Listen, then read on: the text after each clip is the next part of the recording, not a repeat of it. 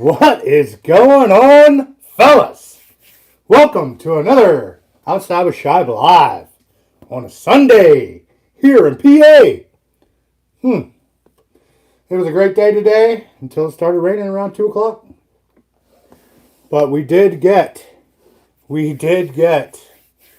some Woodhound Brew kegged, and it is carbonating at the moment. And we will keg the other 10 gallon or the other 5 gallon sometime this week. So taste testing is coming. So we got to taste it before we bring it to you guys so we know if it's good or not. I'm sure it'll be excellent. So it's going to be awesome. Let's see who we have in here tonight. We got Time in the Buckeye. Say what's up, Shad? Woo! Got Time. We got Brian 999. What's up, brother? We got Casey's Firewood, Forward Mike, Ralph Carnegie, Tim Stout, Dave's Outdoors, and more. What's up, man? Got a lot of people in here. We got SS Wood. Sorry, I'm still not sure about that. I'm not talking to you, Siri. Shut up. Okay. Oh, yeah. We got Sam Miller sending me a text message. All right. We may have a special guest tonight. Hopefully Siri doesn't interrupt me again. All right, she didn't recognize that. So we should be good. Does anybody else have that problem? You're just having a conversation and then your phone interrupts you. Oh my God, I don't even know where I am right now.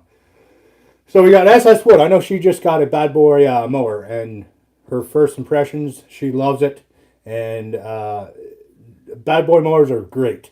They're made right here in the United States, and they are built to last. Built to last. They're awesome. Awesome. So if you guys see my placeholder, I'm sure you did, of my new prices. We got one bag for $8, 2 for $15, or 4 for $30. So let me know what your thoughts are about that, and if you guys are raising your prices at all. I mean, gas prices are kind of through the roof. Diesel prices are through the roof. So, I mean, you gotta add all that in. So, Backyard Firewood, what's up, brother? Cabin Fever, how's it going, man? Like I said, got a lot done this weekend. A lot I didn't film. Did a lot of cleaning up of the wood yard because it needed it. Let's just call it a spring cleaning. You know what I mean? So, got all the big stuff split. I got stuff ready to split. I went on the road and helped out with Sam's brother, Jason. Helped him get rid of some big stuff. Not quite as big as the stuff I split, but it was pretty big. Then I went on the road today, which you'll see a video that should be coming out Thursday. I went on the road today and repaid a debt that I owed from a year ago, probably a little over a year ago. So I still got to go back over there. I told him I'd go back over there and help him split some more, but I did get some footage of splitting some wood off of the wood yard. I actually took the splitter on the road, so it was pretty good. I actually had to get the splitter ready to be able to go on the road, because once I put it together, it really didn't go far. So my initial greasing of the bearings and everything, you know what I mean, it wasn't that great because I wasn't planning on taking it very far on road trips, you know what I mean, and the bearings are only rated for 45 mile per hour. So I took all back roads. I didn't take any highway. Plus, I was kind of testing out my welds because I did do some modifications. And everything seemed to hold up good, but I am going to do one more mod because even though I just repacked the bearings and everything, I didn't like how hot the hubs were getting.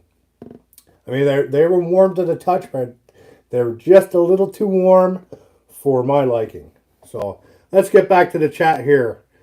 Do I have a full-time job? Yes, I do. Joe Ziegler, I do have a full-time job. I am actually a full-time federal technician for the Pennsylvania Army National Guard. So that is my full-time job. I got like 17 more years left. 16.5 to 17. We'll see where the dates fall. But let's just call it a conservative 17 more years. And we'll go from there. Dan Atkins outside again by the fire pit. Good evening, everybody. Good evening, Dan Atkins. Good evening. I do have to test. I did do a couple preliminary tests with the Fiskars, and I like it. I like it. I think it's mostly because of the handle, but the head design on the Fiskars is pretty unique to itself. It doesn't actually stick into the wood. It definitely wants to get in there and break stuff apart. So that's a plus for sure. Give me a moment here. There's a question from Tim Stout. Do you still have a fire going? Actually, I had one going 2 nights ago because I came home and it was 64 degrees in the house. And I thought about turning the oil furnace on. I'm like, nope. Not turning an oil furnace on. I came down here and I built another fire just for the night, you know what I mean, to take the chill off. So yeah, it's been a real roller coaster lately with temperatures. So I mean, today the high might have got up to 60. Yesterday it was probably mid 60s, and the day before that it was probably, well, it was definitely upper 60s to maybe lower 70s. So the problem is the overnight. The overnight lows get down into the 30s and then screws all that daytime heating up. You know what I mean? So yeah, so off and on, I do have fires going. I'm sure you guys out there in the upper Midwest still have your fires ripping. And I mean, it is what it is. That's part of the deal when you live in the upper Midwest. You know what I mean? A lot of heating days, that's for sure. Yes. Typical women to interrupt. Yes. She did. She did that. That's for sure. Oh, Firewood at the Furnace. What's up, buddy? Hello, everyone. What's up? Firewood at the Furnace with Super Chat. Appreciate it, brother. Sam and I are still working on the new live setup. So hope maybe after the frenzy we'll have all the bugs worked out and we'll be good to go. Richie's Outdoors, the Cherry Man. What's up, man? I am going to do a hand splitting video of cherry just for you, brother. Just for you. So if you guys haven't been over to Richie's channel, go over there and check him out. He's a big cherry man. He loves his cherry firewood. Probably because there's a lot of it growing around him, but he does a lot of hand splitting. He just does a lot of firewood in general. And he's been breaking out the old hydraulic splitter lately. So, you know what I mean? Once you start selling firewood and you need to produce more than what you're going to burn personally, you need to get or use more better things that are more productive. You know what I mean? So we'll see how he goes. I know he started selling wood last year. I'm not sure how he's doing this year, but my sales were pretty good this week. So, actually just split, which you'll be seeing in Tuesday's video. I just split my $100 bin in half, and I'm charging $60 per half. So, we'll see how that goes. It was either raise the price or raise the price by $10, or split it in half and raise the price that way. I split it in half and I raised the price that way. It gives the customers another option. I mean, if they still want the whole thing, yes, it's going to cost them $120. But if somebody didn't want the whole rack and they just wanted half of it, that gives that person that option of buying just half that rack. And if it lasts them for a couple weeks, you know what I mean, so be it, you know. And I did measure it out. It's about 20 cubic feet per rack. 20 cubic feet per $60 rack. So I think that's a pretty good deal. But I don't want to go into too much detail because you'll see that on Tuesday. No rain here in the Pacific Northwest for a few more days. Yeah, I didn't look at the future forecast, but I was keeping an eye on the weekends because the weekends is when I get most of the work done that I need to get done. There's Todd's outside again. Woo! Hello everyone. Just jumped off the mower for the live stream. Guess the lawn can wait. Hello, Shive. What's up, brother? Yes, it is lawn season. Awesome. I think I mowed my yard 3 times already. I just put an application of pre-emergent down, which is a little late, but it's been so wet and rainy here. My yard gets pretty wet. So, and I tow around a boom sprayer. So with the zero turn and just going through the yard, I would have had a mess. Put it that way.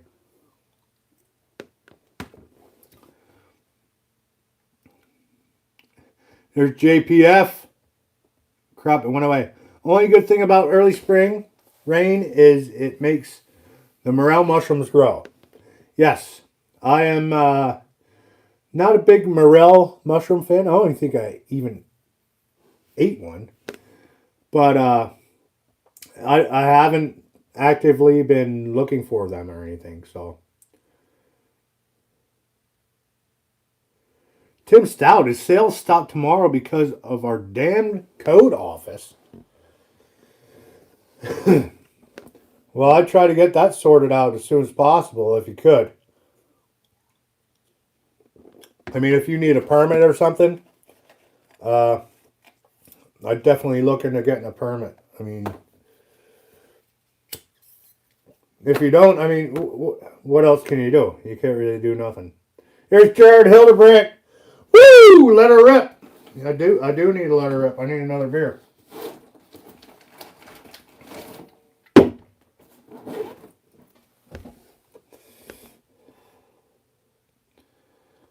So if you guys seen the placeholder in that awesome oak slab that came off of my buddy Sam's sawmill, he actually put that on his laser engraver and engraved all that with the laser, which is awesome. He's been doing a lot with that thing, and just tinkering around and messing with stuff. So it's pretty cool. Todd's outside again, mowed 7 times already. He's tired of it. Well, normally I mow twice a week, but I've been backing it down to once a week. So technically, I probably should have mowed 6 or 7 times. Because that first initial mow isn't really a mow. It's just to level everything off. Because you have those spots that grow faster than the other spots. So.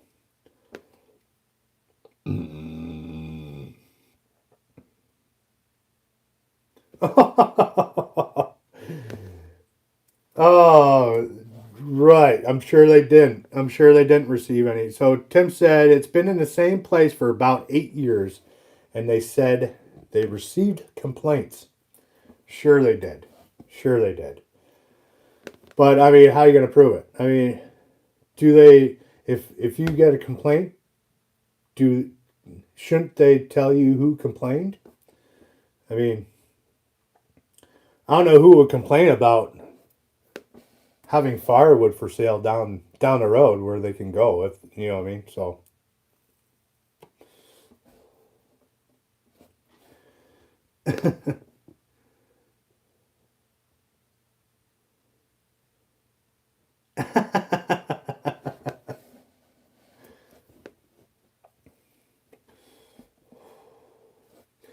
So I have a question for you guys.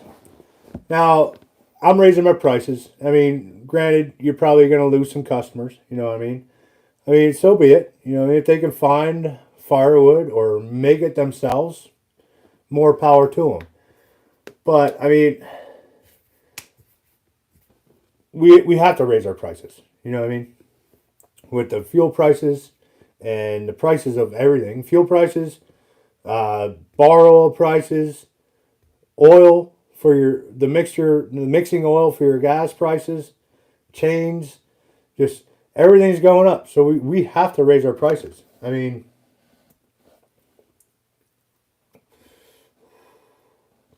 that's one thing that never seems to go up is firewood. You know what I mean? So it it sucks, but it has to happen. You know what I mean? So Brad over there at Farmer's Furnace said no complaints so far with his price change, which I think most people would understand. You know what I mean? So I mean, most of the wood I buy. I bring it back to my house and I process it. So that has a cost. You know what I mean? Just running and hauling, running to get it and hauling it back has a cost. Processing it has a cost. You know what I mean? So that's something I never really took into consideration is how much money am I spending to produce said firewood. You know what I mean? So I'm going to try to keep track of that this year, probably from now until the end of the year, and we'll see how it goes. I mean, there's costs to everything. So Brian 999, hey Shy, what's up, Brian? How's it going, bud?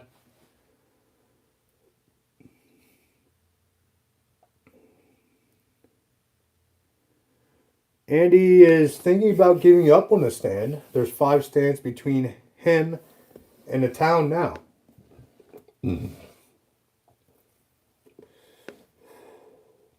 Tim, I don't know if I'd give up on it. Or Andy, I don't know if I'd give up on it. I'd figure out something to do that's better than those 5 other stands. You know what I mean? Make your bundles a little bigger. I'm not sure how you're selling it. Are you selling by bundles, bins, by a third of a cord? You know what I mean? Just give them an incentive to come to you other than them. You know what I mean? Even if it's just presentation. You know what I mean? You present your firewood well and it looks better than the other stands. I mean, granted, you have those people that go to their certain stand, but if you have something to make yourself stand out above all those others, I mean, I would try that before I just give up on it. You know what I mean? Yes, exactly, Todd. No saggy bags. Keep your customers with full ones. Full ones. Busting at the seam bags. So I'm talking about.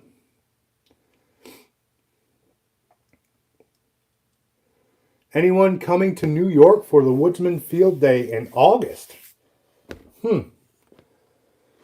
Where in New York? I have to write this down, but I don't have a pen. But I do have my phone and a notepad on the phone. So I am ready to write a note. I'm just going to call it firewood festivities.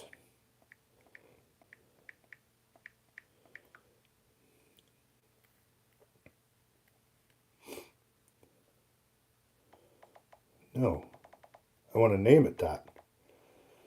Oh, notes and checklists. I don't even know how to work this. Cancel. New note. There we go.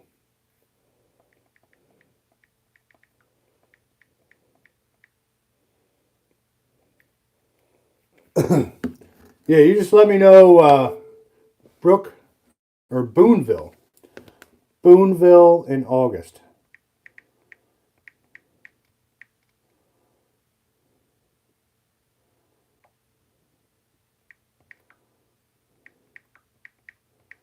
I'll look it up, and then we'll go from there. Because as of right now, I'm going to the Firewood Frenzy out there in Wisconsin.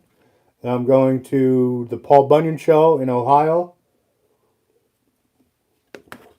That is in October. So as of right now, I'm open in August. I'm open. Oh crap, we got another super chat. You should hear what I say to potential customers who cry about the price. I am a complete a-hole. My biggest pet peeve. I'm all about quality, not price.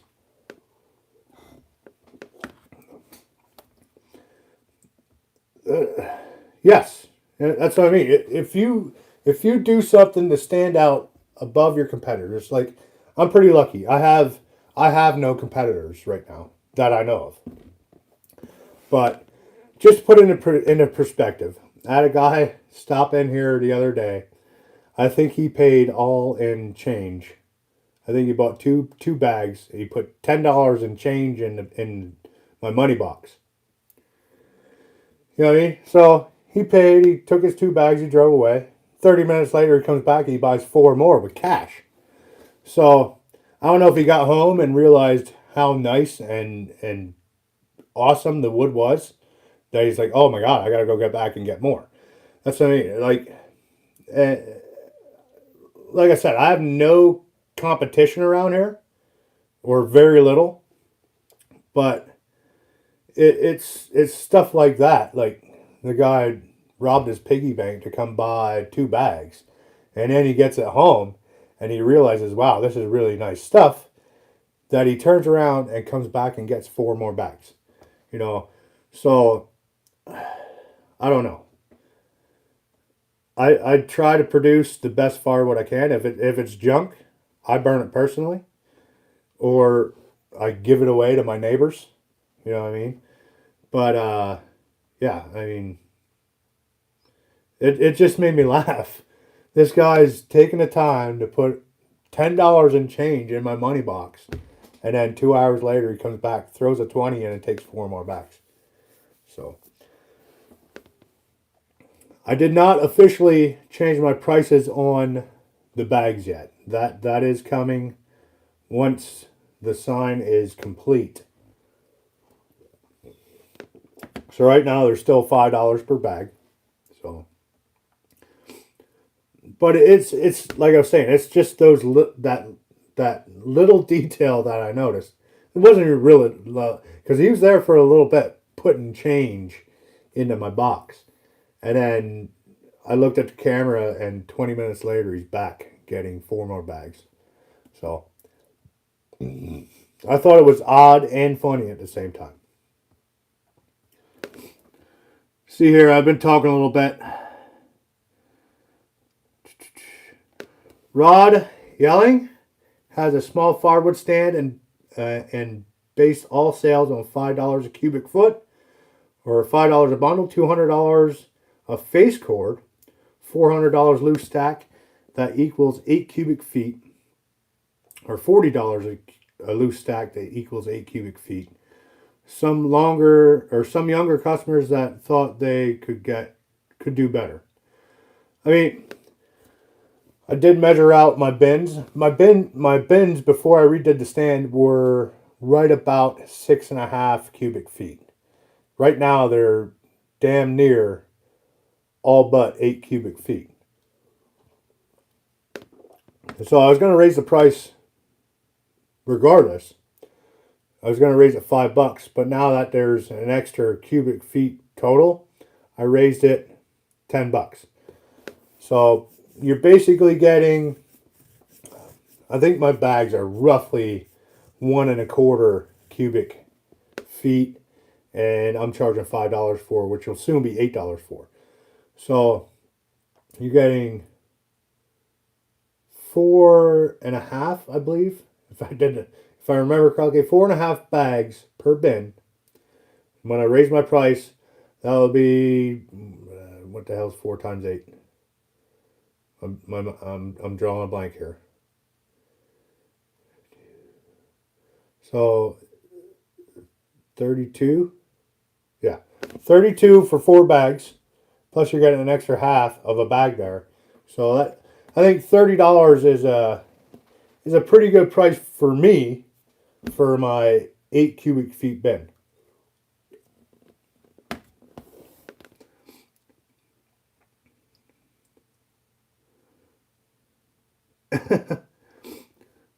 There's bag 40. It was probably more along the lines of him wanting to handle a nice tight bag again. Yes. Yes. We don't know. We don't know which team these people play for. So, you know, if nobody likes saggy bags. Apparently, this gentleman liked the nice tight bags.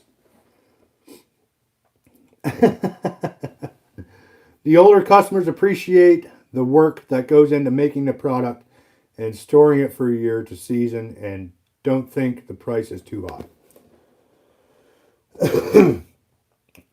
Well, that's the thing. I mean, I don't necessarily sell for home heating, although I did have people come by during the winter time and buy some wood. You know what I mean? But like between the beginning of April until, I don't know, November, that's my selling time frame.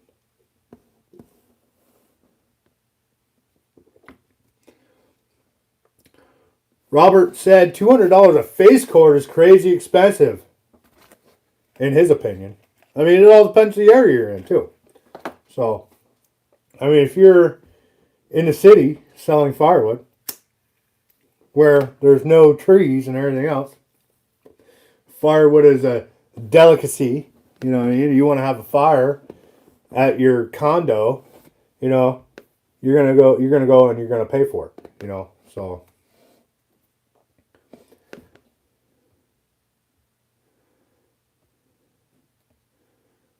why is this chat going so fast? I gotta pop this out so I can keep up. Bigger screen here. There we go.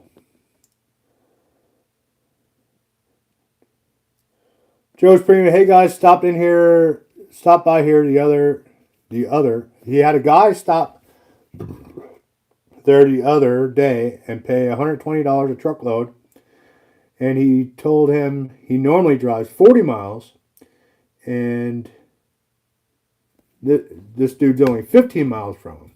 He said he would be back. To me, I said I don't sell by the truckload. I've had a couple people ask me if I would sell them a truckload. I said not now, because I don't have the inventory right now to keep selling out of the stand and truckloads. Because if I start selling truckloads to one guy, other people are going to get word and want to buy truckloads. So I want to keep the stand running. Maybe if I get more inventory out here, maybe 3 times what I sold last year. So let's say 33 cord or so. If I get 33 cord sitting out here, I will definitely think about selling by the truckload. At least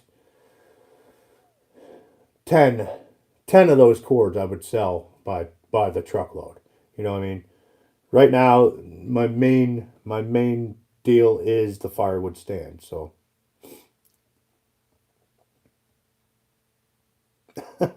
Wood, Sweat, and Tears said he's decided to take food stamps and or government cheese for bundlewood. That actually might be well over what the dollar's worth these days. Food stamps and cheese from the government.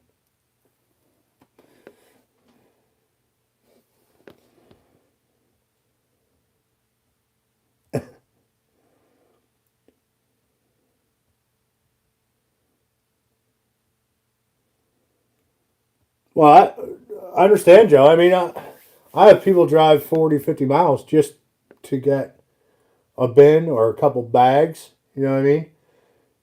You're telling me there's nowhere between me and their 40 or 50-mile drive to get firewood? They're coming all the way to me to get firewood. I don't know if they just seen my ad on Facebook and they didn't do any other searching, or nobody else has an ad out on Facebook Marketplace, but that's a long haul just to come get 8 cubic feet or a couple 1.25 cubic feet bags. You know what I mean? That's a long haul.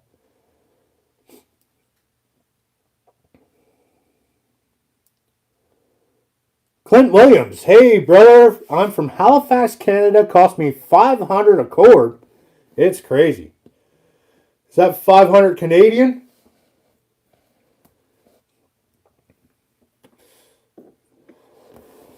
I'm guessing that's 500 Canadian. And there's back 40 with a super chat. There it is. Instead of raising your price, raise your beer and finish already. I just opened this. But I'll try to finish it already. What city is my wood stand located? It's not necessarily a city. It's just a little town. The nearest city is Pottsville, Pennsylvania. I'm in a little town in Tower City. I mean, it might be 7 miles from one Tower City border to the other Tower City border. It's really not that big.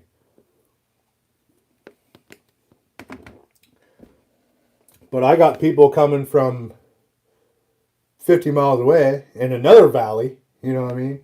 So it's weird. All right, bag 40. This one's for you. No chocolate milk. I'm done with school. Not that I ever had chocolate milk anyway. But if you guys were on Brad's live stream Thursday night, I did graduate and I was on the confidence list, which is pretty good. Which should have really been a no-brainer. I mean, I'm an E7, years experience doing all sorts of things. Plus, I work on my own vehicles, so I'm officially a wheeled vehicle mechanic.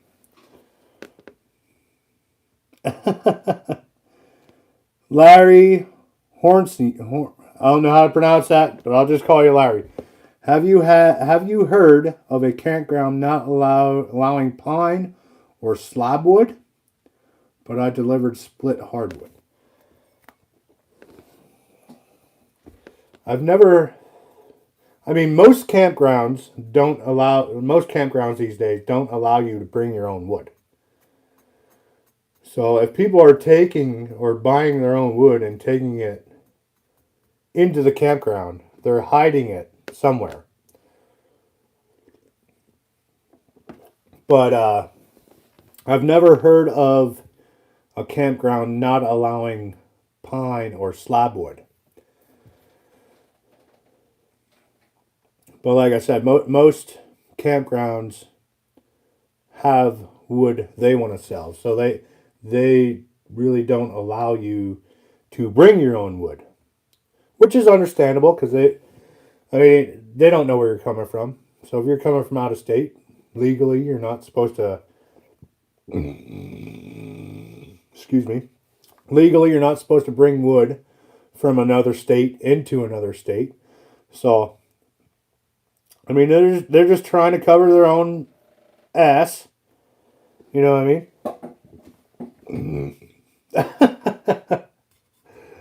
There's bag 40 again. Congrats, Shibe. Cheers to no more chocolate milk. Funny thing is, the chocolate milk tastes just like this Miller Lite.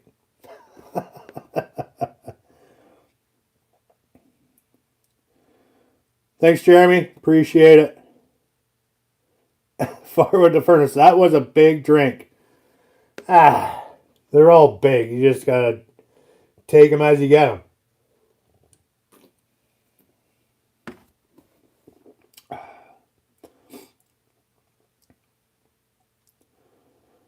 Oh, let's see if I missed anything here.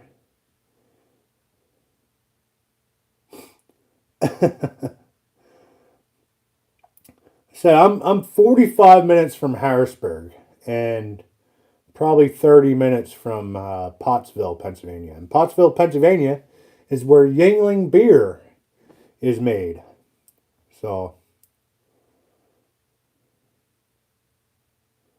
oh yes, 5K. I'm almost at 5,100 subscribers, which is awesome. Speaking of Dean, I got a little deal from him. I'm going to open it right now. I didn't even see he was in here.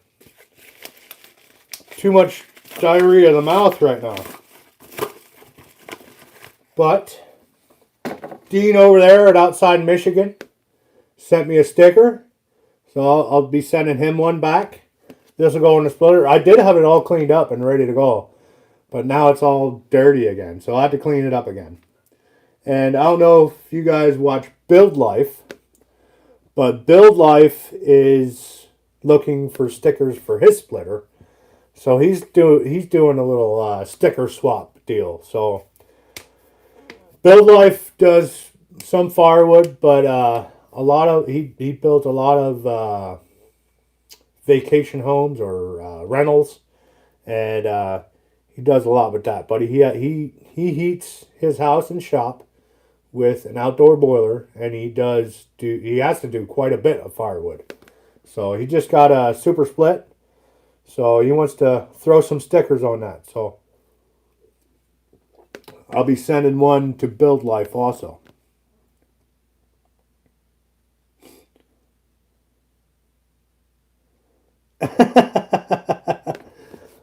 Well, the top end, I guess you call it. I don't know, something about beer makes me burp. Dan Atkins. Too bad he can't find Yuengling on the West Coast. Well, I'm sure you're gonna be at the frenzy. I'll bring some Yuengling lager. I'll bring a variety pack for you. You can take it back with you. How's that sound, bud?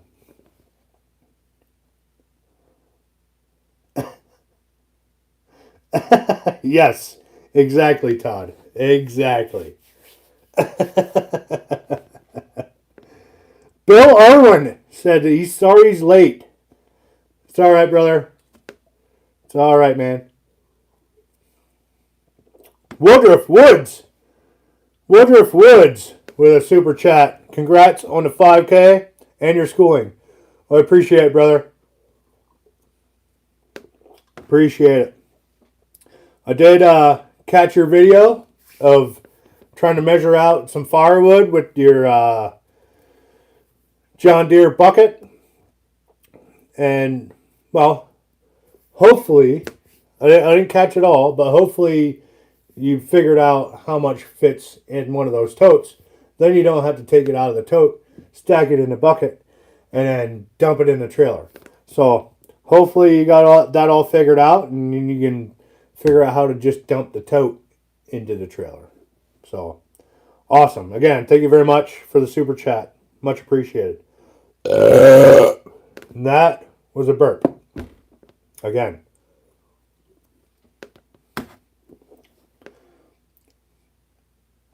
Iron Oak Sawmill. Putting good use to the dually. I know they're moving a lot of firewood around. That's for sure. Putting that Easton Made to work. Putting the dually to work. Awesome. You guys, 2 more months before he gets the transmission for the Ford. So, who knows? Maybe he'll keep the dually in action and hold the Ford for the big stuff. You know what I mean? I'm telling you right now, that dually's a workhorse. For sure. Dan Atkins will be at the Firewood Frenzy in 2023. The splitter is eating up a ton of cash this year. well, you're going to get the splitter this year, split a lot of wood, make a lot of money, and make it to the Frenzy. For sure. 2023, I'll see you there. Maybe I'll just ship you out some Yingling. A variety pack. With diesel prices, you may have to. Well, that's the thing. My buddy Sam, he was saying, yo, if gas prices keep going up, we're gonna have to take my truck. He has a little Colorado diesel. I'm like, listen, it's gonna cost the same, no matter we take your truck or my truck, because diesel's ridiculous. You know, not that gas is much better, but it's going to cost about the same. So it really doesn't matter what we take. Whatever we take, we take.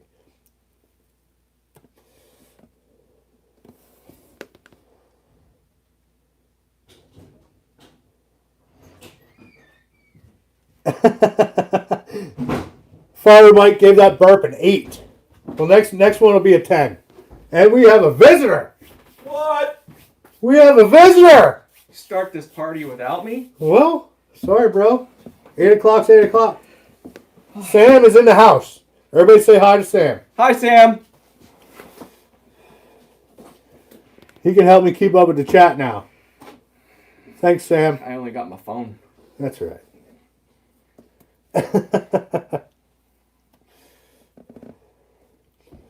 This is the guy who's making all my signage.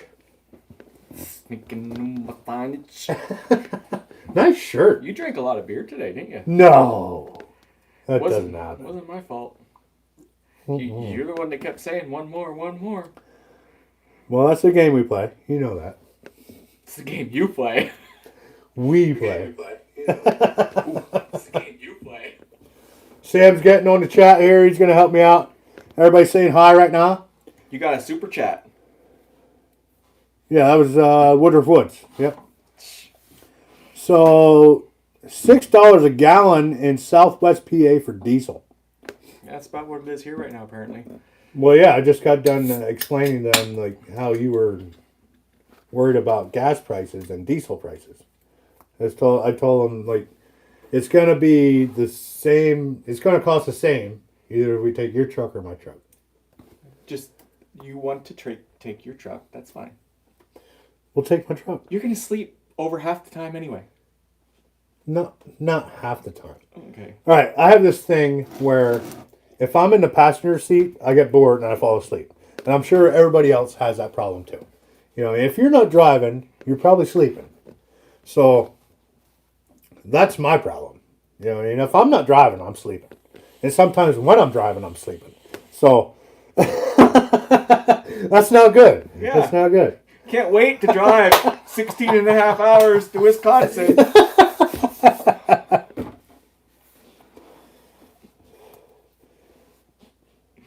Todd Lacy said diesel's $4.99. I'm bringing a 300-gallon tank out there and getting some. We can't legally transport that much. Who's gonna tell them? Yeah, who's gonna know? Well, we need a bulk fuel place around here. There is one. Where? Liberty Fuel. Schuylkill Haven, I think. Yeah, but they do like gas, not. Well, no, I know they have racing fuel and stuff and other stuff, but I don't know about diesel or anything. Oh, he says 6 for diesel. Over $6 per gallon in Canada. Is that American or Canadian? I don't know the price difference. Like the. Well, $6 Canadian's a lot more U.S. I can tell you that. I thought Canadians was worth more than the U.S. these days. Because the U.S. dollar sucks.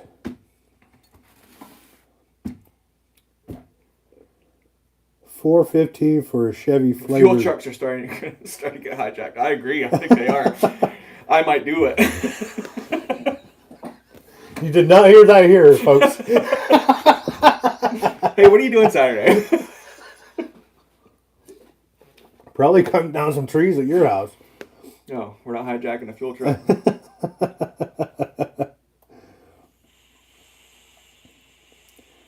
Want to set up a 100-gallon tank here at the yard. If I had more, Sam and I, other than Sam's truck, we get off-road diesel. Yeah. I just have the Gator that takes diesel. Everything he has except for his lawnmower takes diesel, and obviously the splitter and the chainsaws. But these people that are all diesel. Don't get me wrong. These small diesel engines, they run forever on diesel. You know what I mean? So you're definitely getting your money's worth there. But if you're like on the road hauling or just traveling with a diesel, if you have a big diesel truck, I don't know, you're probably getting 17, 18 mile an hour, or 18 miles to the gallon, maybe a little more with a full size pickup. I don't know. Firewood to Furnace Brad can let me know what for mileage he's getting with his truck. But right now with my truck, I haven't really done much long drives with my truck. But back and forth to work, I'm getting like 12 miles a gallon. And that's going over a mountain. If I didn't have to go over the mountain, I'd probably be getting 15, 16. I get 32. Sam gets 32 miles a gallon, but he works from home, so he travels like 10 miles a week. That's not how that Correct works. me if I'm wrong. 10 miles a week. You're correct, but that's not how that works. Just because I work from home, it doesn't change my gas mileage. It doesn't, but it changes your mileage overall. That's true. But Jason just said this weekend he has a... Is that a 2500? He has a 2500. Yeah. He's getting 13, 14 miles a gallon. And that's a diesel. Without hauling anything? Yeah. Wow, so I'm getting almost as good as gas mileage as he is with a gasser. Yeah. Very interesting.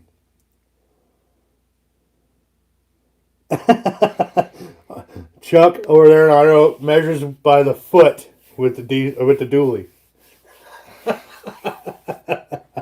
Yep, definitely. The more you put your foot into it, the less you're getting per mile.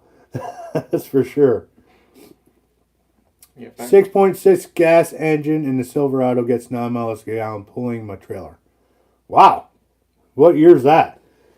Because I did pull a trailer. Now it wasn't a big trailer or anything, down to West Virginia and back, and I got 11 to 12 miles a gallon. And that's up over West Virginia mountain. Right, and that's over mountains and everything. Plus, there's a 7.5-inch lift, and it's running on 37-inch tires. So that all adds into it also. So the 6.6 with 9 miles per gallon pulling a trailer, that's not great at all. Back 40 says he works at home as well. He's averaging less than a tank a month. Does he have to reconstitute back to work after this COVID stuff is done? No, I don't. He just works from home. He's like you. You used to have to go in like once a week, one day a week. Once a month. Oh, one day a month. Yeah. Now he doesn't have to go in at all. So, 2022 new Silverado pulling a 9,000-pound camper. Yeah, I probably had 12,000 pounds on the dump trailer. Well, 9,000 pounds plus the trailer itself. So I pulled 12,000 pounds, and I think I got 7 miles to the gallon. Yeah, that wasn't West Virginia. No, that was a 30-mile rip.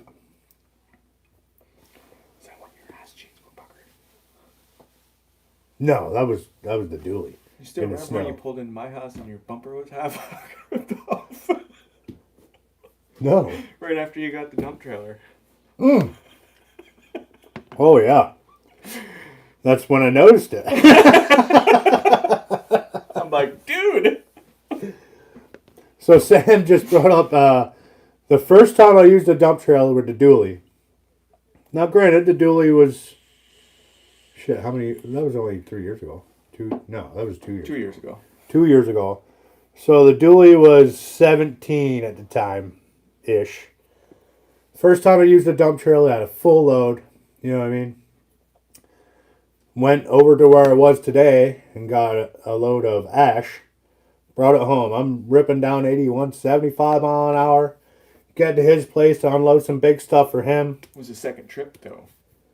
You brought one here and then brought the second one to my place. I don't remember, but either way. I got to his place. I backed into where I was going to dump it. I get out and I look. And my bumper was rusted. It was rotted. And the hitch was bolted to the bumper support. Well, the bumper support gave away. So my hitch was literally this far off the ground. And I'm ripping down 81. I mean, you got the part that's mounted to the frame. And it comes down and this mounted to the bumper. So that whole hitch twisted. And it was a train wreck. I dumped some wood off at his place. I'm like, I'm only, what, a mile from your house? I brought your trailer home. Yeah, I unhooked the trailer and he hooked up and brought the trailer home with his truck, which I'll post a link. I'll post a link on the community tab to that video because it's funny when he pulls in because all you see is the trailer and you don't even see the truck. That's when I was backing down because the trailer's wider than the truck. The trailer's so much bigger than the truck. It was ridiculous. 2012 Duramax 15 towing 22 to 24 highway. That's pretty good. Those Duramax, that's what I got in mine. It's only a 4-cylinder, but those Duramaxes get really good gas mileage. Compared to the Hemis. Yeah.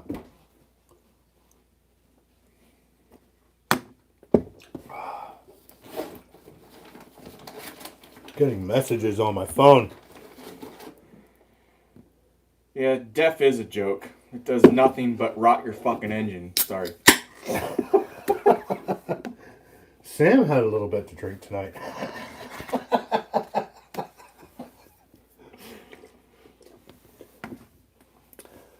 Well, I'm definitely considering a tractor without the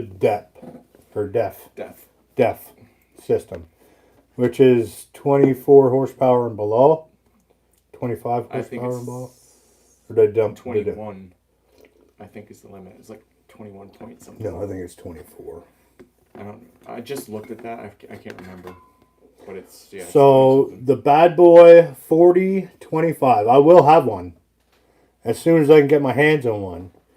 I might have to travel to get one, but I will have one.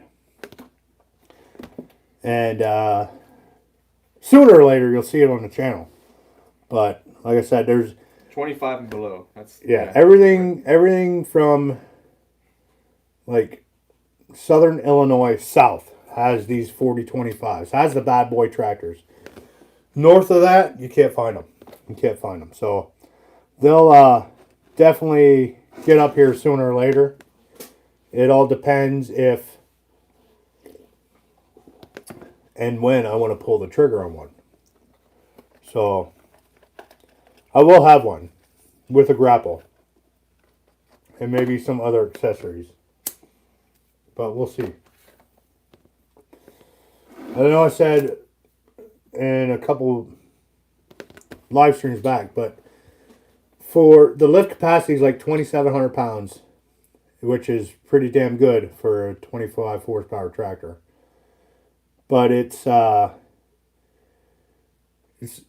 a mid compact. Subcompact. It's not a sub. It's whatever between. It's between a sub, and I don't know. It's not a subcompact. It's like the mid version.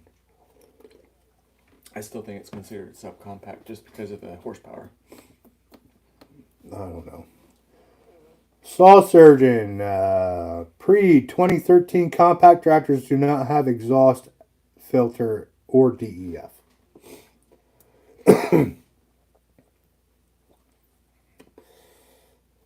Pre-2013.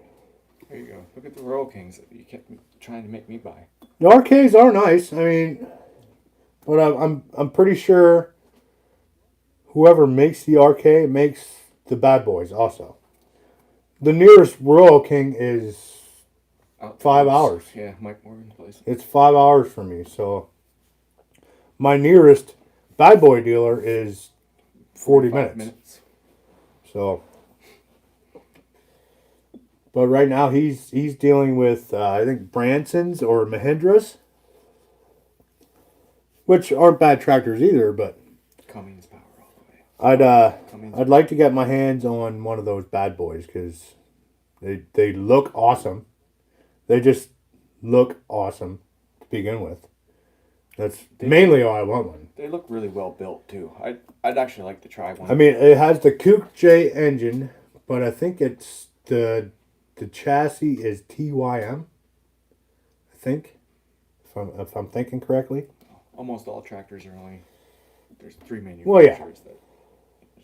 Although the engine's different. That's different. Yeah. The only thing they have going for them is the engine's different than all the other ones. Yeah. Wow, my freaking chat just jumped to Helen.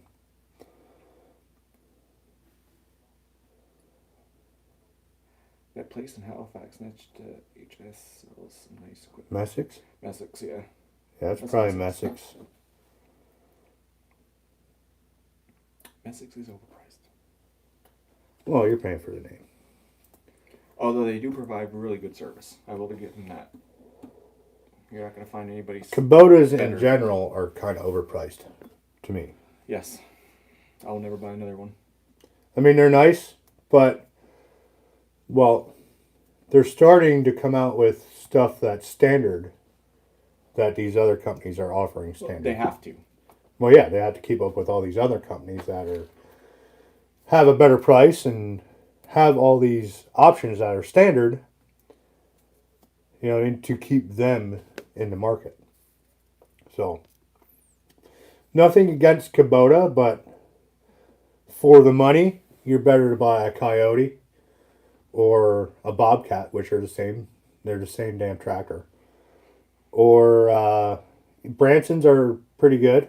You know what I mean? Yamars are pretty good too. So that's another one. We don't have a dealer. Yeah, we don't. I mean, I'm looking. I mean, yeah, I could go buy a Yamar, but the closest dealer is just too far away. You know what I mean? So if I need some type of work done that I can't do, or some type of warranty work, you know what I mean? Or either they're gonna have to come get it, or I'm gonna have to take it there. So I'm just looking for a dealer that's close. Like I said, I have a bad boy dealer 40 minutes away. You know what I mean? So I'd love to get my hands on a bad boy. We got Messick's, which is another, it's only 30 minutes away. But they're mainly, well, they are Kubota. They don't sell anything but Kubota. They're used stuff they sell. Well, yeah, they're trade-in stuff, yeah. Adventure Roads is happy with the Massey 1735. Yeah, Massey Ferguson's another I haven't really looked into Massey's, but I think my cousin has a Mahindra. He's the only one that came down and removed a huge rock out of my yard. There's a lot of good equipment out there. It's just, like you said, it's finding a dealer that's close by that you can actually get service. Right. I mean, and that's the thing. You don't have a dealer close by. You're going to have to travel, or they're going to have to travel. Don't move that over here. They're not going to be able to hear you. I have one right there. Okay. I'm good. I'll move this one closer to me. People can hear you talk now. Not that they couldn't before, but As long as they can't see me. they can hear betters. I'm too ugly for camera. Iron Oak has 3 Kubota dealers within 30 minutes. The rest are over an hour. Oh, I like his service video on his 1500. Too. Well, you did that. You did that same deal of yours, didn't you? But he really went into the detail. Yeah. I wish I would have seen that video before I did mine. Why does this light keep turning on? It's a motion thing. Stop motioning it.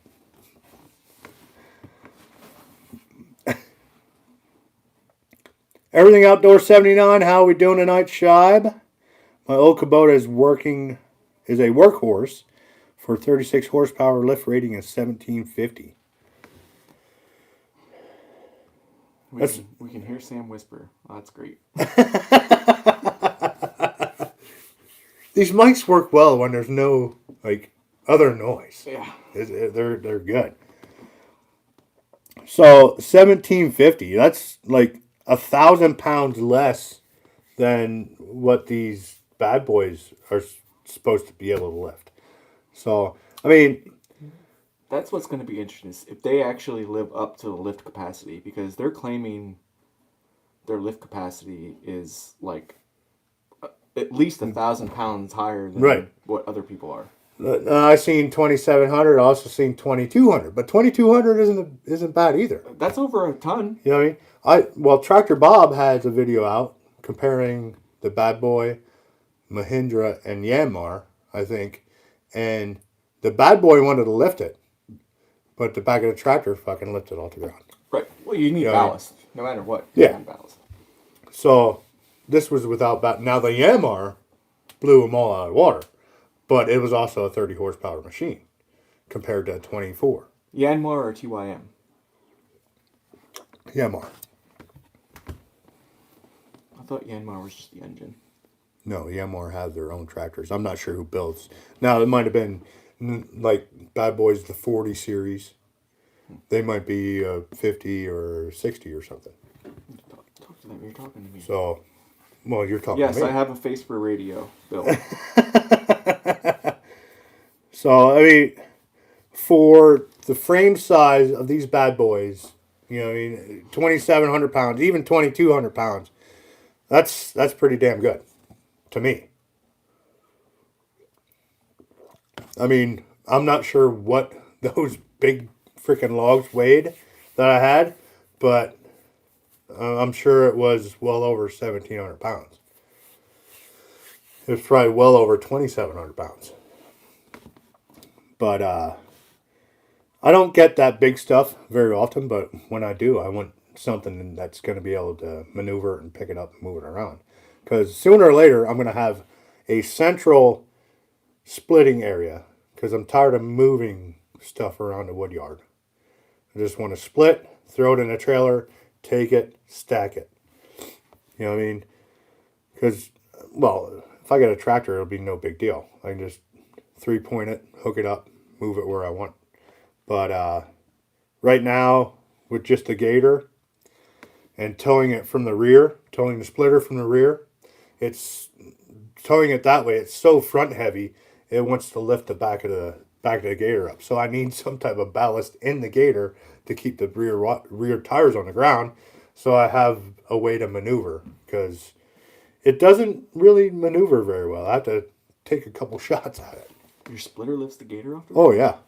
I haven't seen that. Oh, you will. You will see it. Towing it from the back. Oh, yeah. Yeah, you switched the thing. Yeah. Towing it from the back. I mean, it's great and all, because you're splitting and all the wood goes out the front and you don't feel like moving it, because obviously you can't get out the front to put the damn tongue back in. You want to tow it from the back, so just tow it away from the pile. But it's kind of a pain in the ass. Yeah, but shimming only gets you so many extra pounds. That's The place where we got the 400C sells Bad Boy zero turns. Yes, I contacted my dealer where I got my Bad Boy zero turn. And like I said, there's nobody this far north yet that has the bad boy tractors. Now I can go to Kansas. I can go to southern Illinois. There's a couple. There's like a boundary where the bad boy tractors stop coming north, and I don't know why. But I'm sure eventually we'll get a dealer around here. There's quite a bit of bad boy dealers that have popped up. Bye, Colleen. See you, Colleen. Have a good night. Hopefully the farm's doing well. Thanks for stopping in. We are in 5 minutes overtime. Already? Yeah, it's 9:05. Huh. I didn't even finish this one yet. Yeah, put some beers in a case in the back of the Gator. The problem is, I'll remove more ballast than than what it's worth.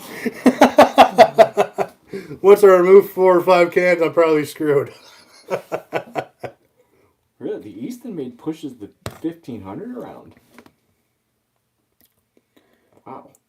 Well, I mean, the main towing's from the front. The rear towing's basically just to move it around the yard. But yeah, if I tried moving with the 4-wheeler, that thing just, it's like this. The back tires are not on the ground at all. Yeah, Sam, when you show up late, overtime is here before you know it. Well, Sam had to eat. I had to shower, I had to eat, I had to put my outside with shibe shirt on. Yep. I didn't buy any long sleeves. I sure bought long sleeves. It's one of those days. I got something coming to the channel. I'm getting like sun poison real bad. The last couple of years, it's been progressively getting worse. As soon as my arms see any type of sunlight, it's ridiculous. So I have something coming, and hopefully it'll help out. Oh yeah, the Easton Made weighs 2,300 pounds. Yeah, I'm not sure what my splitter weighs. What model? They have the 1222. They have the 22? Yeah, I think they have the 1222.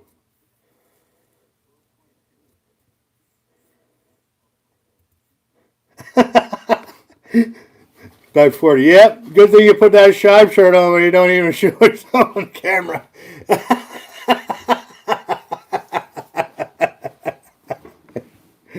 Oh, man.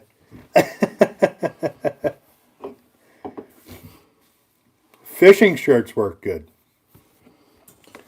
Yeah, but you need like UV stuff. Sam said he got sunburned through a shirt the other day. I did. I'm like, is that even possible? Apparently it is. If you don't have a UV protective shirt on, you're screwed. But I never was this way. I mean, just the past couple of years, Fishing shirts are UV. it's been getting progressively worse. Like, I got weird bumps and blisters and stupid crap.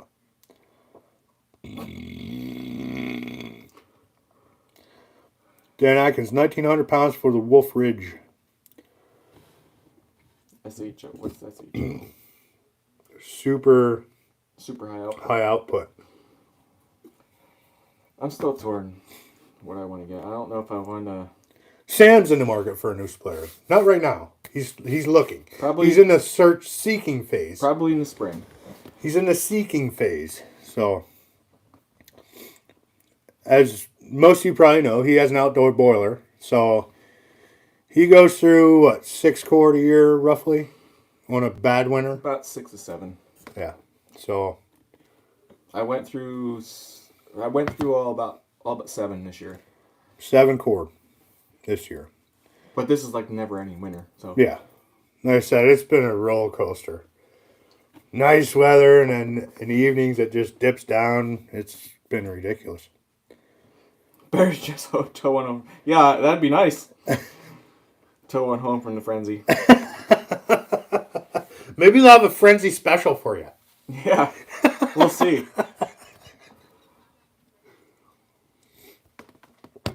I just need something to cut my splitting in half. Yeah, you need know something with a 4-way. That Sears Craftsman, it's done its job for the past 16 years. I think I've had it now. Yeah, the Sears Craftsman. But it's just so slow, and it only splits one. If I can get something that's a little faster and it splits at least 4-way, I'd be set. Well, the Sears Craftsman kicked me in the nuts. Yeah, it did. We got video proof. Yes, it did. God, so itchy. 37D. No way. There you go, diesel. That's like 14 grand. It's probably more than that.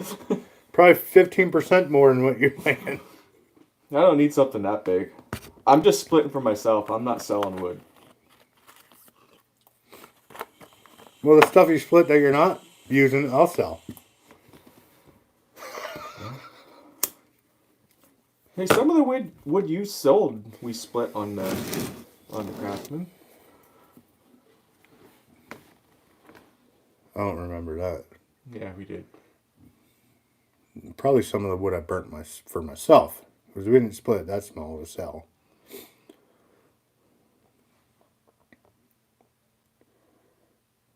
See you, Brad. Who's leaving? Far with the furnace? Yeah, Brad's leaving. Have a good one, Brad. I know you got a tough work week ahead of you.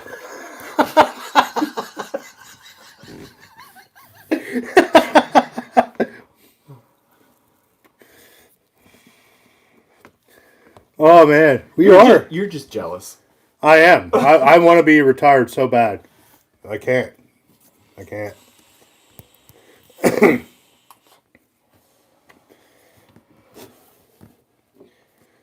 Before I retire, I'm buying at least 25 acres of woods.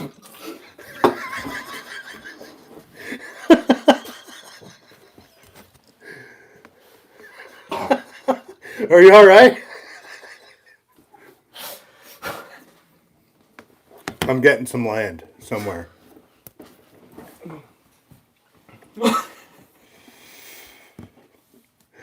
Brad's laughing.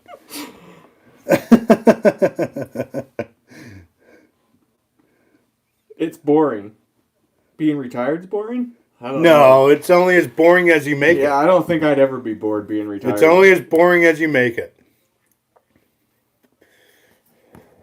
You cannot do anything if you don't want to.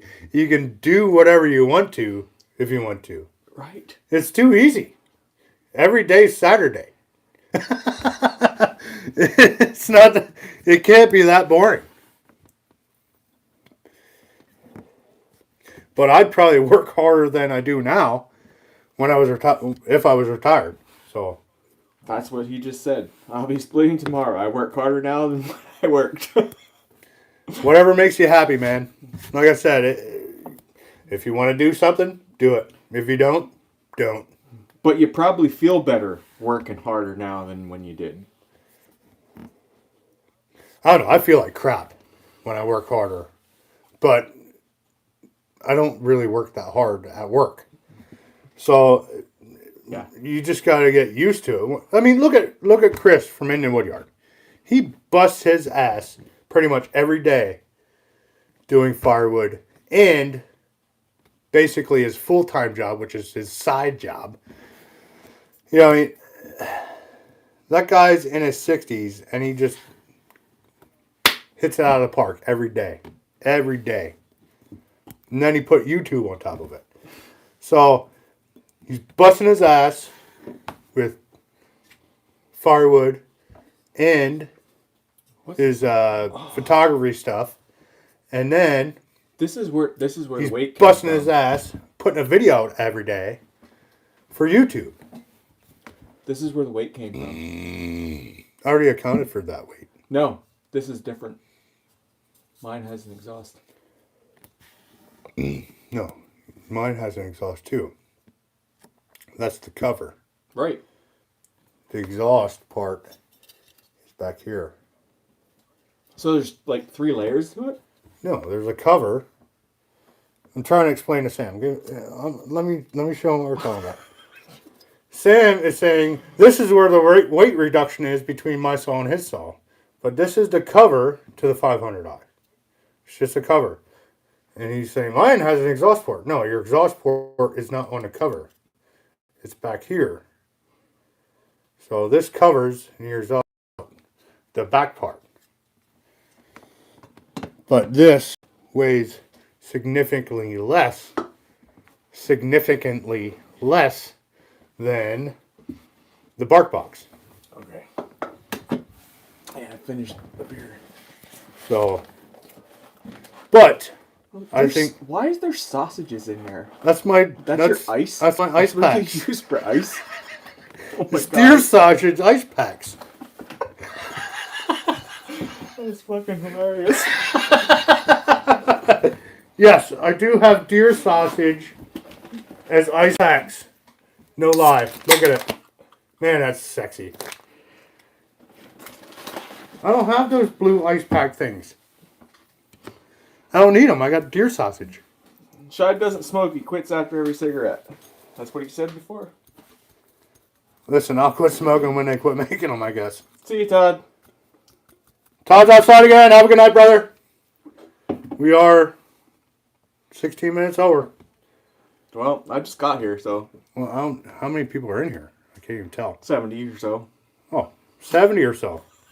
We'll keep going. Logan.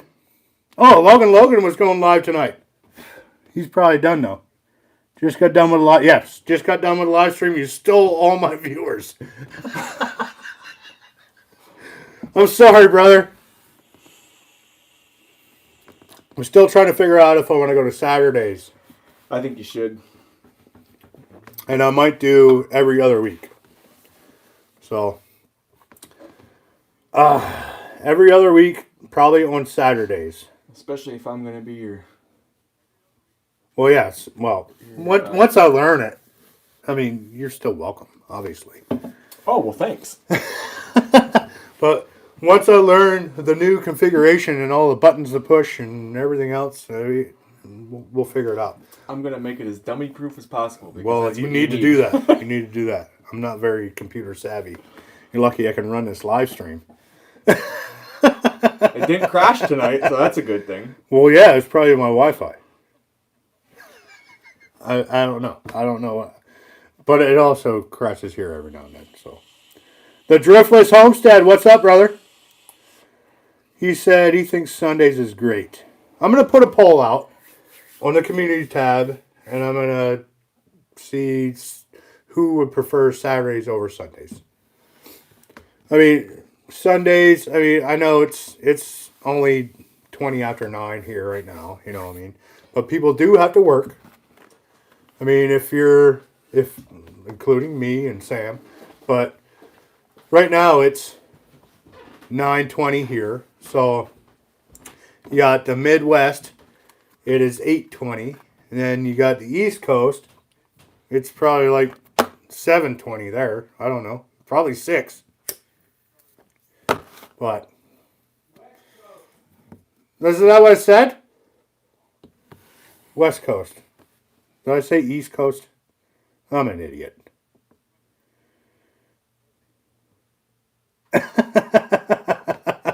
I can't tell either. I have the chat popped out. Let me go look. We got 47 right now. We got 47 in here right now, according to my YouTube channel thingy.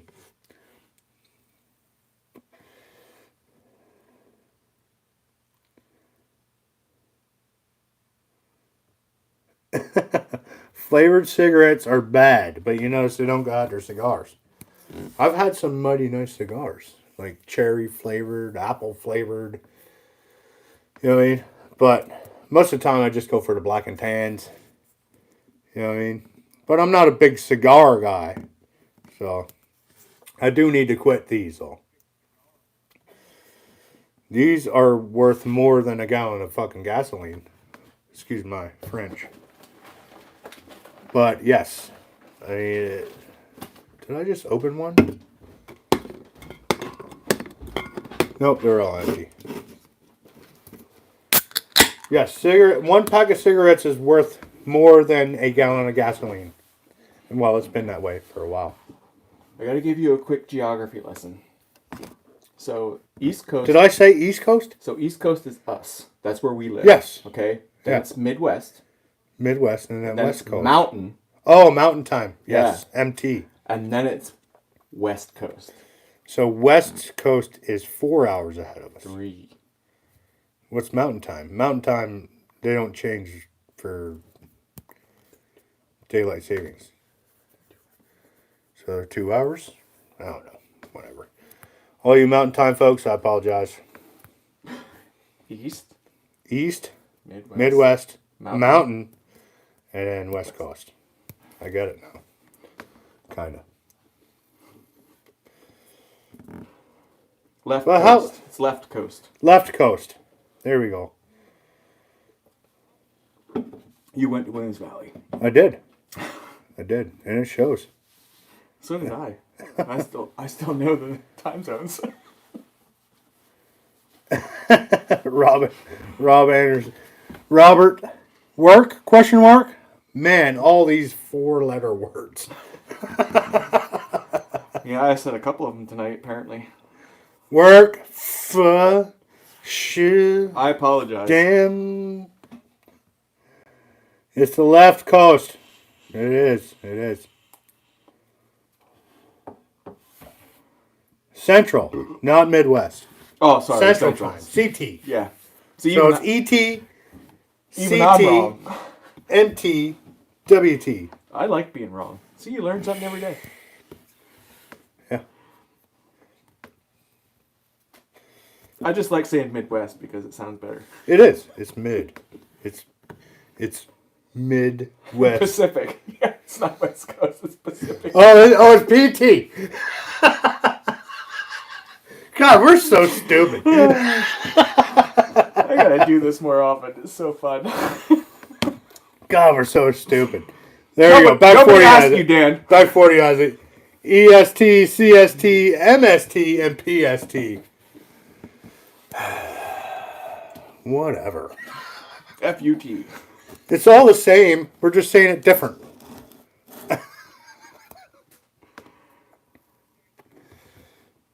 Do your sessions the dead or do you season dead ash? You're harvesting or sell and burn right away. Ash, you can pretty much cut, Well- split, and sell. For like campfire wood, I mean, I get it. People are like, oh, 20% this, 20% that. Listen, if it's campfire wood, 25% or lower is where I'm selling. You know what I mean? If it's 23%, I'm selling it. But ash is 33% moisture content when it's alive. Anything So- you cut now is dead anyway. But anything around here has been dead, and it's been dead for a long time. So once you split it, within a week or two, you could sell it. But burning wise, you can burn it right away. You know what I mean? You get most people, I mean, people are selling green wood, and people are burning it. You get a good fire going, you can burn anything in it. It's just going to smoke a little bit. You know what I mean? Everybody's still making comments about time zones. Yes. We don't know what we're talking about. I know we don't know what we're talking about. At least I knew there were 4. Well, yeah, I thought there was 3, so I apologize. But yeah, 25% and below, I'm selling it. Oh, yeah. Dan, you're right. Dan Atkins. Hawaii has its own, too, so there's technically 5. Oh crap! What's that? HCT I don't know what that is. or H? I don't even know. HT Hawaii time.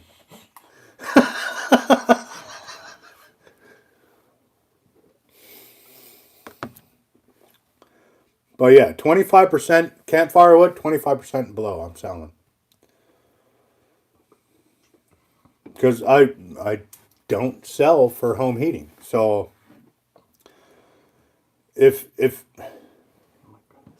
you want to sell your wood, or if you want to split your wood and sell it sooner, then you just raise your bar a little bit. 25, like 30, anything above 25%, I won't sell. It has to be 25 and below. You know what I mean? It's just like I was saying, home heating, you want 20 and below. So, but this stuff I just put out in the $60 bins, that stuff is probably like 5%. It is dry, really dry. Zach just messaged. Apparently, Zach can't message on the live stream, but Zach just said cigarettes are healthy as much as Miller Lite is. Cigarettes are as healthy as much as Miller Lite is. What? Did I miss something? What I miss? There's the cool kids. Do you see? Oh, yeah. We already answered that question. Okay. Back 40. Back 40. My new name is Ash is Bonewood. Not because it's dry, but because everyone has such a hard one for it. He doesn't have ash. We should take him some. We should take him some and burn it during the live He's had a stream. little bit of ash. I don't think they have much dead ash out that way. What are we cutting when we go out there? Back 40. What are we cutting with the 500Is when we get there? Whatever he has. Probably, I'm going to guess basswood, pine, oak, and maybe some maple. All 20? I'd like to see some 30-inch stuff. So if you can get your Everything. if you can get your urban logger to get some 30-inch rounds. There's something that the blade I can fit a 25-inch in a 30-inch round. You just gotta fucking dig into the top side. That's what she said. 5 inches and then bring her down. Let her rip. I like when the bar's just buried deep. He has some big ash waiting and some oak. Big ash. We all love big ash.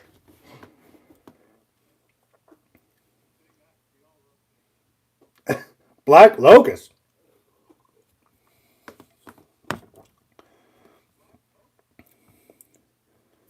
Actually, I have Brad's already off here. I have a little bit of locust out here. Yeah. I cut up already. It's only like this big though, so it's nothing big. I was gonna give Brad a hard time about splitting that. Cedar. Yeah. We don't have much cedar around We don't. Not at all. At least nothing big to make into firewood. We don't really have the big stuff cedar. that he split for firewood is big for around here. Yeah. Yeah, like 4 to 6 inches is big for around here. We don't really have much cedar around here at all. At least in my area of PA. Excuse me. Mom and the boys, who wouldn't have a hard on for a good piece of ash? That's good. That's good.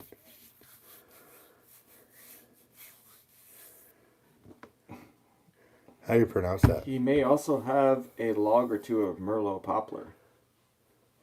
Merlot. Yeah, Merlot. It's like the wine. He's screwing with me. Merlot. He wanted me to say Merlot. Because I almost said that. I almost said Merlot. Well, that's not how you pronounce it. I know it isn't, but it's how it looks. So, basically, I think he's saying rainbow poplar, which we have a lot of. No, around they don't. here. They don't have tulip poplar out there. They have stinky poplar out there. Ours stinks too. Yeah, but it smells Soapy. way. It smells soapy. Yeah, but there's almost smells like swamp willow. So it stinks. It almost smells like piss. Do you have stinky poplar? Yeah, I don't know what kind of poplar it is, but their poplar stinks. Our poplar smells good. Our poplar smells like it's like a mix between pine and sassafras. It smells like soap. It smells like a soapy. It smells like soap. You guys saw me smelling it in one of the videos, and you all made fun of me. So, I think you made me cut that part out. No, you left it in. You cut out the part where I was. Oh yeah, who doesn't smell their wood? By the way, you got to smell it. Yeah, Merlot Poplar. I like Big Ash, and I cannot lie. Yep. It burns so good. Glad you got cigarettes. I know. My other pack's probably in the truck yet. Ohio Hilltop Hobby Farm. Hello, how's it going? What's up, brother? Glad you can make it on tonight. Everything's going good. We're going another half hour. I just got here, so Half hour? yeah. It's only 9:30. All right, we'll go to 10. I got another message from Zach. You're dropping people, but I don't care. Whatever. I'm not even paying attention to people. Shibe down? Shibe down? There's I'm still here. There's also a big stick of Pinot Noir oak. I don't understand those words. Say that word. Pinot Noir? I gotta find it to actually see what it looks like. Pine Noir. Where is it? Who said it? Back 40 did. Oh, there's also a big stick of Pinot Noir oak. That's how I would pronounce it. I think that's how I pronounced it the last time. Pinot. See you again, Atkins. Have a good one, Dan. Thanks for stopping in, brother. Holy crap. We're not getting into the French stuff. Pinot Noir is very French. Yeah. I don't understand French. I can't pronounce it correctly. I can barely pronounce English correctly.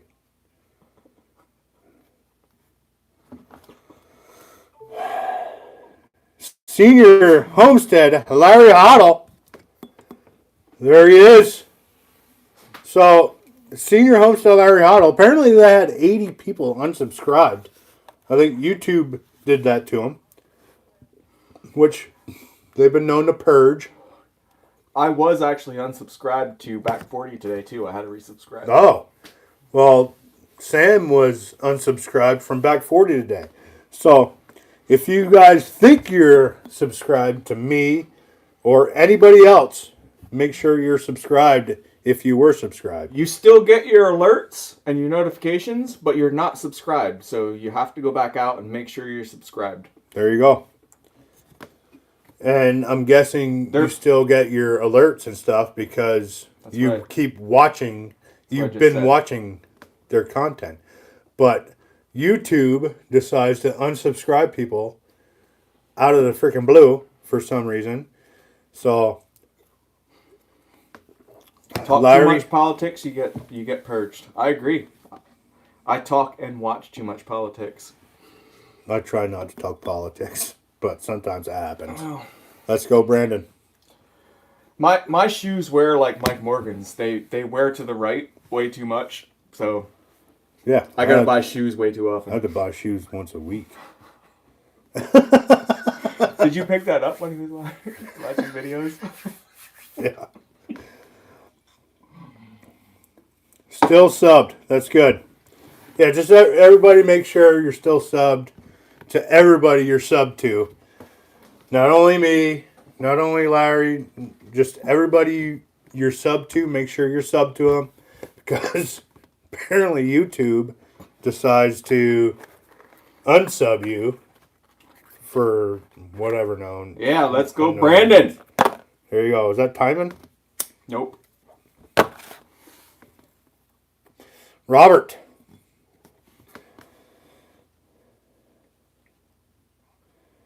Saucer said you think it'd be at 1K by now if it weren't for YouTube little tricks. Yeah, they screw you. They definitely screw you sometimes.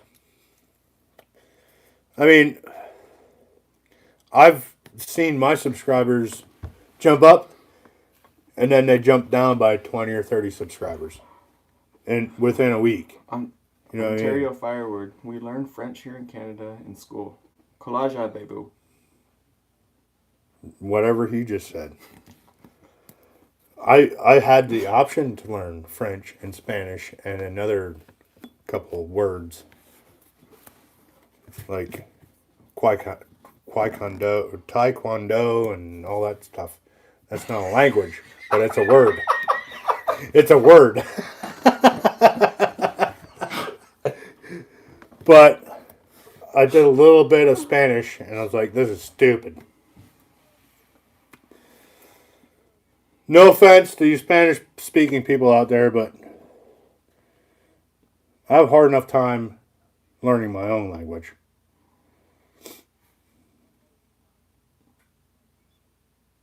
There you go. Robert had to subscribe again. That's good. Yeah, it's weird. I don't know what's up. I don't know why YouTube does the whole purge thing. It's weird, but Mom and the boys, they lost 13. We would have 3.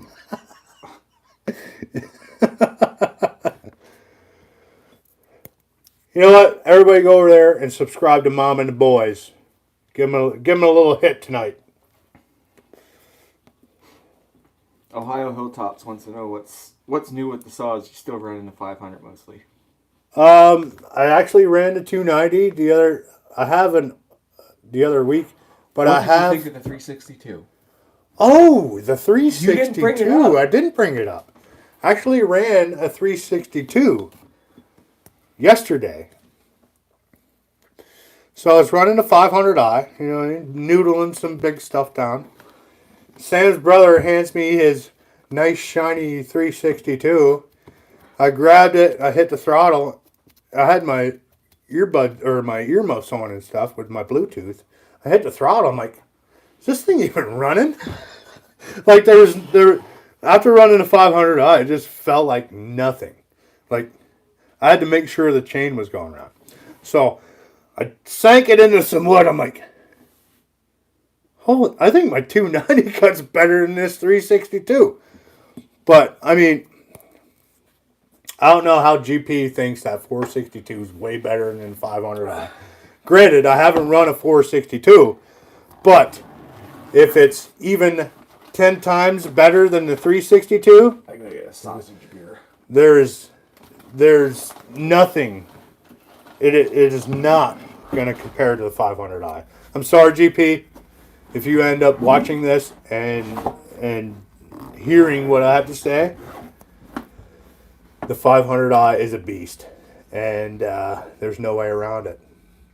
And once I get my passport, I'll bring it up there and show you. See you, Dan.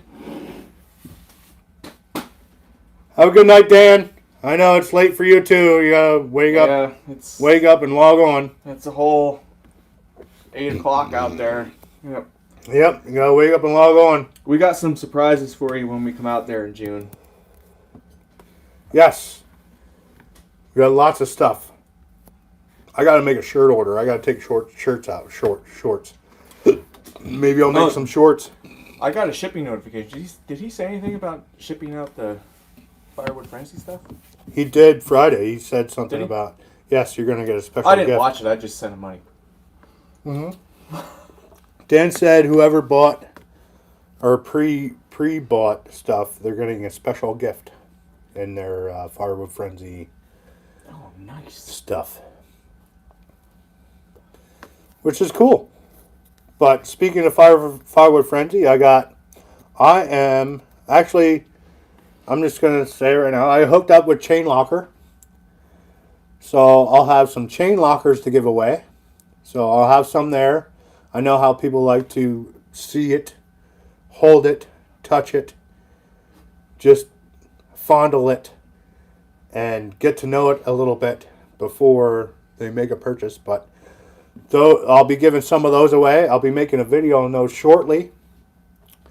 But if you guys are like me, I like to actually see the product and get to know it a little bit before I make a purchase. That's why most people go to the store. Oh my God, Larry Cluck just logged in. Most people go to the store and look at the item before they purchase it. Larry Cluck, what is up? Better late than never. Good thing we're in overtime, brother. Yeah. Good to see you, man. Hope everything's well. Hopefully to see you at Firewood Frenzy this year. Again, that'd be awesome.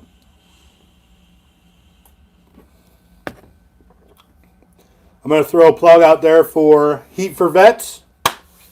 Over there, Michelle and Jared Hillebrand started a nonprofit, Heat for Vets. It's not only military veterans, it's first responders and all that stuff. So if you want to know more information, they have a Facebook page, Heat for Vets.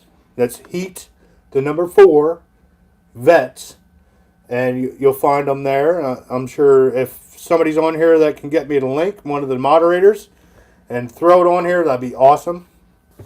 I'm on my phone. But Heat for Vets, like I said, I'm sure they have their emails there if you want to contact them and get more information about it.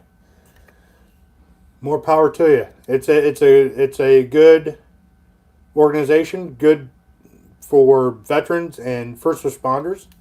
It's not only for firewood. It's for anything they need for the wintertime. Like if they need a little bit of oil or whatever. So it's heat. So they didn't want to just have firewood. They wanted to have an expanded version of heat. So oil, firewood, propane, whatever they use to heat with, if they need a little bit of help, they're there for them. So head on over to Heat for Vets and check them out. Get some info if you how to donate and all that stuff. So good deal.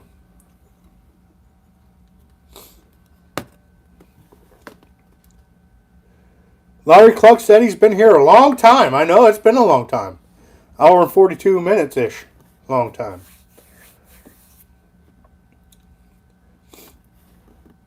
The Driftless Homestead, he's been working his, I think he also has a 1222 with a box wedge, 6-way, and a 4-way. So, you head on over there and check that out. I wish Andrew would throw a couple more videos up of the pizza wood, because the pizza wood is just a little bit smaller than the regular box wedge, which is right around the same size that I use for my bundle wood.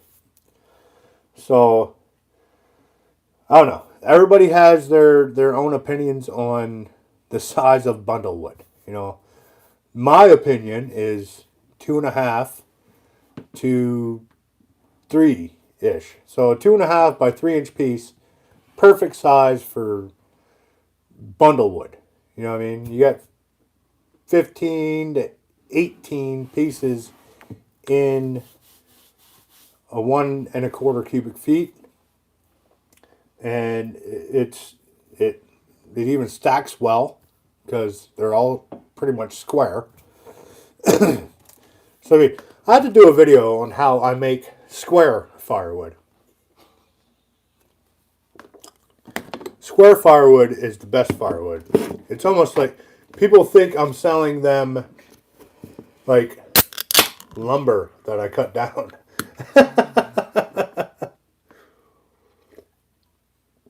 It's really nice stuff. So,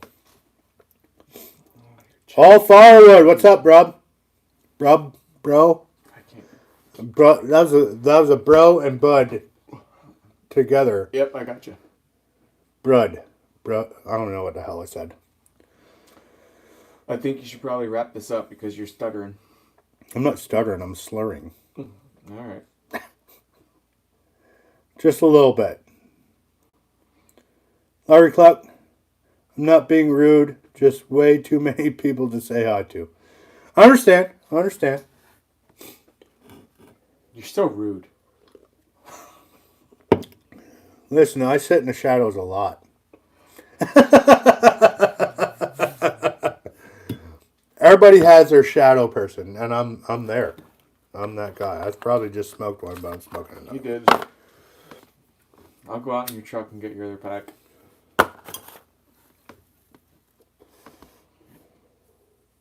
It might be in the car. I think I parked the truck and took the car. So you came back. Took the Well, car. yeah, I dropped the splitter off. And I parked the truck. All right, look, it's 9:45. All right. So wrap this up. All right. We'll get 5 more minutes. 5 more minutes. We'll end this at 9:50. And we'll call it a night. Because a lot of us have to work tomorrow. Mm-hmm. Not Larry Cluck, though. He doesn't have to work. He may be working, but he doesn't have to work.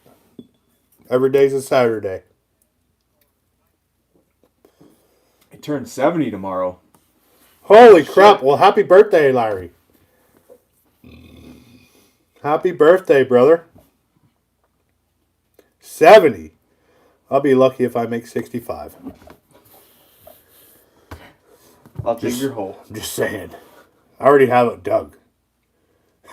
Yeah. You just might have to clean a little bit of leaves out. Okay.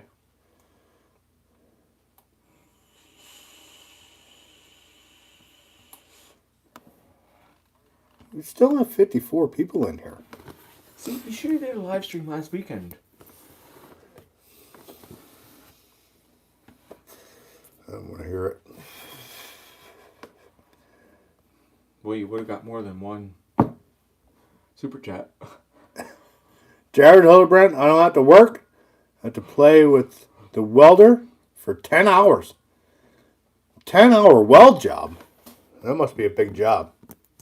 You better put that on Facebook or start a YouTube channel. That's what I would do. Mm-hmm. I might be... We have some products I can weld on.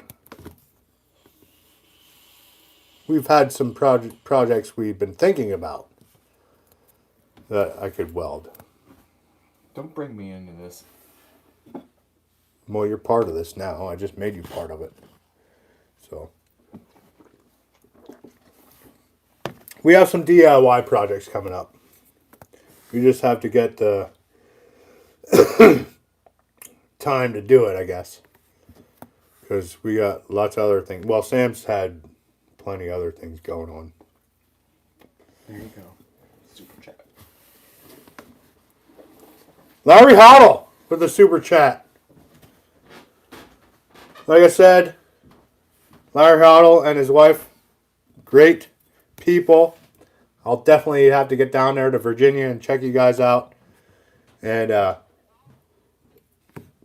see your whole operation. I know you guys move a lot of wood, so definitely have to get down there and do some type of collaboration with you guys.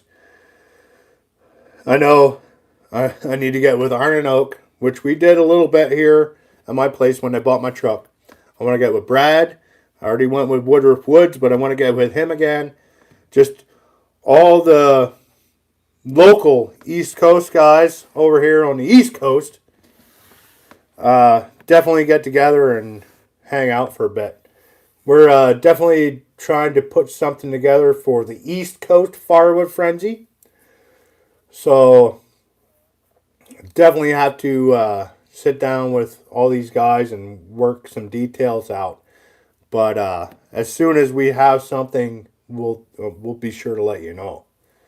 So I know there's a lot of people over here on the East Coast that would that not necessarily want to travel to Wisconsin, but want to stay on the east side here. And definitely get you guys together. Even if some of you Midwesters or even out there on the Pacific side of the country want to come over to the east side and hang out for a bit. 1 day, 2 days, we'll see. We'll definitely work the details out, and as soon as we let you know. Yes, Iron and Oak is one of the people we gotta. First off, we gotta find a venue to have such an event. I thought I had one, and it kind of fell through. So we're kind of searching. So as soon as we get something going, we'll definitely let you know. Something like really set in stone. You know what I mean? So some of you guys that don't want to travel to the Midwest can just stay here on the east side and come and hang out.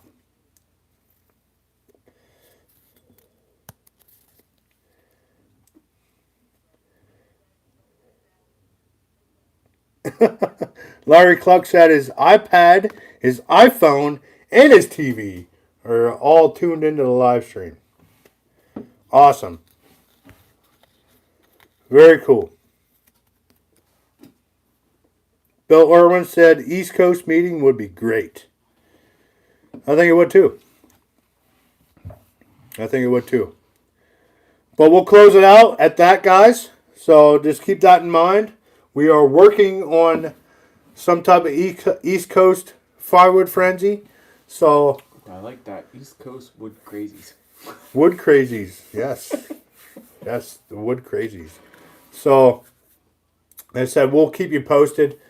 We got to definitely get together here with me, Brad, Firewood Frenzy, or Firewood at the Furnace, Iron and Oak, Woodruff Woods, and I know there's a couple other East Coast guys over here. If you want to get involved, don't be afraid to reach out to any one of us and here on the east side and give us some input. Let us know if you have a venue that's available or whatever.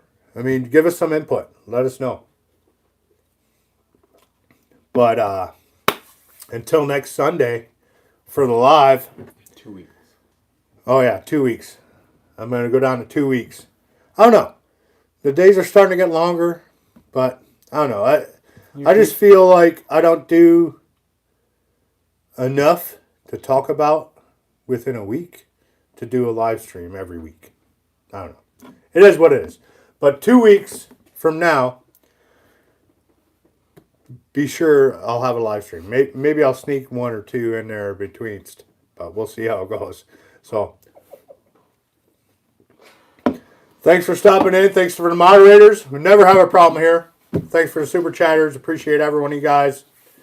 And thanks to you, all you that came in here and subscribed and are watching. And Sam is going to kick my ass. And we'll see you in the next one.